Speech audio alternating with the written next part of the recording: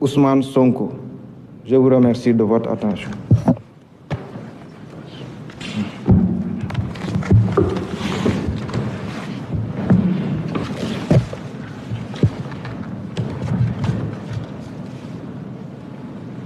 mbokk yi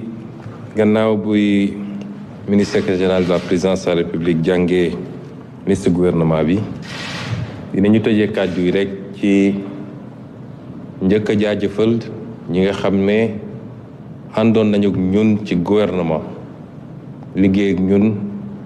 ci lu jege at ak genn wàll liggéey boo xam ne teg woon na ci engagement ak volonté. di leen féliciter di leen remercier ci turu président de la république pour seen engagement di leen feddalit ni kóolute gi nga xam ne président de la république am na ko dàkkul bés ni ki tey gannaaw bokkatuñu ci gouvernement ñi nga xam ne it ñuy dal gu bees la ci gouvernement bi duñ leen féliciter dañ leen di encourager di leen fàttali nag li ñuy xaar ci ñoom niñ ko defee bi ñuy waxtaan ak ñoom ci consultation gouvernement liggéey la gouvernement coono la gouvernement wuyu ci yittey Sénégal la rawatina bi ñu fekkee réew mi ci anam yi ñu ko fekk kon du gouvernement nguuru gouvernement coono la te kenn ku ne waxtaan nañ ci ak yow laata ñu lay dénk liñ la dénk di andi ñaar ba ñetti leeral yu gàtt rek ci ni ñu tëralee gouvernement bi ndax dañuy bëgg sénégalais yi saa su ne la ñuy def ñu xam li tax ñu def ko. li jëm ci justice yitte la gu rëy rëy ci président de la république di yitte gu rëy ci gouvernement bi waaye di yitte gu rëy ci Sénégalais yi dina doon loo xam ne day nekk au cœur de l'action gouvernementale ci yitte yi gën a am solo lay doon ci la ñu war a def ci yeesal ci réforme waaye li ñu war a def ba service public de la justice dox ni mu war a doxee parce que suñu responsabilité la ñun ñëpp li nga xam ne day jëm ci emploi président de la République jox na ko solo soo xam ni moo tax ñu ber ko delloowaat ko ak formation professionnelle ak technique ngir jëmmal ko te fas yéene ko jox gëdd gi mu war a am ci yittey politique yi nga xam ne nañ ko développé ci gouvernement bi. li jëm nag ci wàllu napp gi it di ngeen gis ni tur wi xaw naa soppiku tuuti. parce que dañoo bëgg place bi nga xam ne moom la ñu bëgg napp jël à côté ci wetu yeneen yi nga xam ne dañ ko boole ci secteur primaire bi muy mbay mi ak càmm gi ci li nga xam ne mooy programme président de la république ndax dañ leen wax yàgg wax ni suñuy priorité mooy tabax koom nag mooy nga fexe ba secteur primaire bi dox am doole secteur secondaire industrie mottali ko loolu mooy jur koom moo tax ñu tuddeewaat ko pêche ak économie maritime ndax bëri na loo xam ne ci koom-koom day tourner autour de géej wala dex boo jëlee it li nga xam ne mooy caada di lu am solo ndax bi ñu toogeeg léegi xamoon nañ ko sax démb waaye booy jàngat ak càmbar réew yi nga xam ne raw nañ ñu foofu ci développement da ngay gis ni wàllum caada am na ci solo trop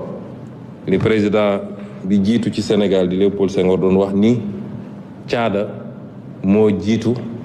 waaye mooy mujj ci développement moo tax ñu tuddee ko ministre culture waaye jàpp ni caada war naa mun a mottale konte ak lépp lu jëm ci artisanat ak lépp lu jëm ci wàllu tourisme moo tax ñu boole ñett yooyu it kàddu nguur gi it am na solo te ñu jàpp ni du ñu ne sooxe na waaye war nañ ko mën a gën a joyanti moo tax ñu def secrétaire d'État boo xam ne dafa boole yor kàddu nguur gi ak teewal nguur gi ci digganteem ak yeneen bànqaas yi nga xam ne ay institution lañu rawatina lu mel ni Assemblée nationale.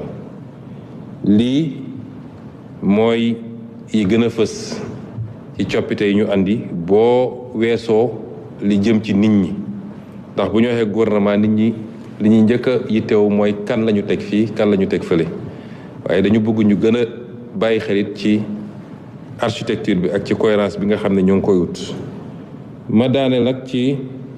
li nga xam ne mooy infrastructure muy lu am solo bi ñu toogee léegi gis nañ ni infrastructure dafa tasaaroo woon boo demee ci ministère bu ne am na benn direction boo xam ne direction construction la mu am ci justice am ci santé am ci enseignement supérieur am ci éducation nationale am feneen ak feneen loolu andi néewal doole nguur gi ci li jëm ci wàllu infrastructure waaye it am lu mu jur lu bëri ci yenn coow yi nga xam ne wala yenn constat yi nga xam ne audit yi génne na ko ndax da ngay gis foo xam ne amul jumtukaay yi mu war a am pour mun a def infrastructure di ko def moo tax président de la République jàpp ni jot nañu jël lépp luy infrastructure dajale ko ci benn service boo xam ne dinañ ko jox jumtukaay yi mu war a am su dee tali yu ñuy tabax bu dee autorail bu ñuy defar bu dee ay bâtiment yu ñuy tabax ba ci port ak aéroport yi ñu am benn organe central boo xam ne dinañ ko jox doole gi mu war a am ba nga xam dinañu am qualité am quantité te xaalis bi dinañ ko yàqanal lii mooy orientation yu bees yi nga xam ne gën naa fës ci projet bi nga xam ne jébbal nañ ko président de la République mu nangul ñu ko it. Mesdames et messieurs, je voudrais, après la lecture de la liste du gouvernement nominative, revenir sur quelques aspects. D'abord, remercier au nom du président de la République et à mon nom propre tous ceux qui, tout au long de ces mois qui nous ont séparés de mars 2024, j'allais dire avril 2024, ont été à nos côtés dans ce gouvernement et sont donnés corps et âme pour donner forme à la vision du président de la République. Je voudrais donc les remercier et leur réaffirmer la confiance du président de la République qui ne s'arrête pas du seul fait de l'interruption de leur fonction ministérielle. Je voudrais ensuite adresser mes encouragements à tous les nouveaux arrivants et leur rappeler, de même que tous les ministres qui continuent leur mission, que ce gouvernement ne sera pas un gouvernement de villégiature, particulièrement par rapport à la situation dont nous avons hérité. C'est un gouvernement de travail, d'engagement. Et comme je l'ai toujours fait à la tête de ce gouvernement, depuis qu'on est aux affaires, je serai intransigeant et très exigeant. Et je demanderai à chaque ministre de donner le mieux de lui-même pour travailler 7 jours sur 7 et 20 heures sur 24. Le président de la République lui-même me soumet à ces mêmes exigences en tant que Premier ministre. Je voudrais ensuite faire quelques observations sur les grandes orientations de ce gouvernement. La justice a été, dans l'ordre horaire, placée au sommet de cette hiérarchie gouvernementale juste après le Premier ministre. Cela dénote de l'importance que nous accordons à ce secteur,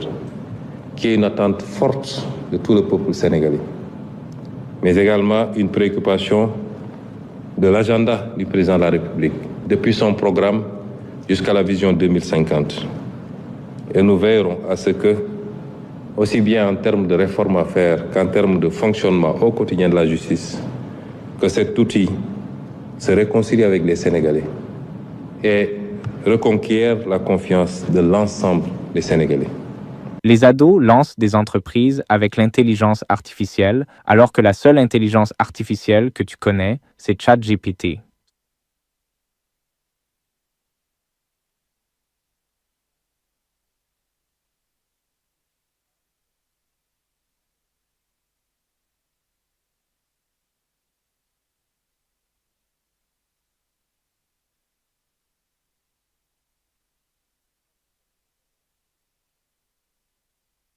palais de la République ñu soog a ñëwaat sur le plateau.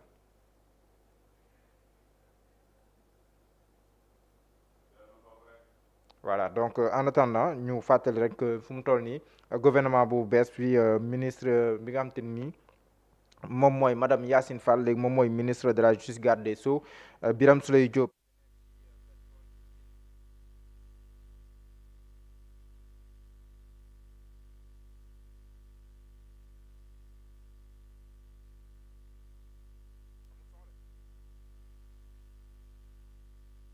La bonne gestion des ressources extractives, complétée maintenant par une industrialisation du pays. Et c'est pourquoi nous avons voulu, à côté de la pêche, mettre l'accent sur l'économie maritime, parce que ce n'est pas seulement la pêche, les mers et les fleuves font développer un ensemble d'activités économiques et commerciales autour des espaces. Et ensuite, la question des infrastructures. Quand nous sommes arrivés au pouvoir, nous avons constaté un émiettement, un éclatement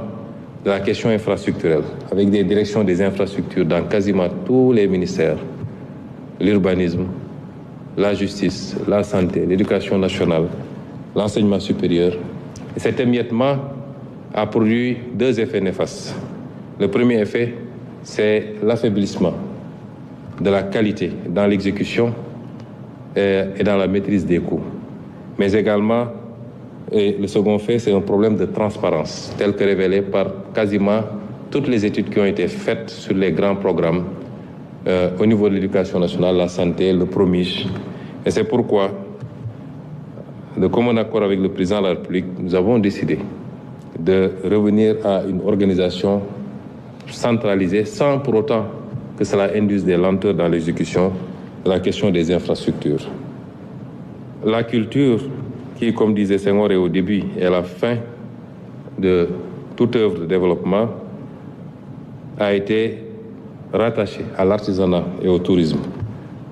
puisque c'est des activités extrêmement complémentaires, mais cela dénote également de l'importance que nous donnons à cette branche importante des politiques publiques, la culture et les industries créatives. La communication gouvernementale,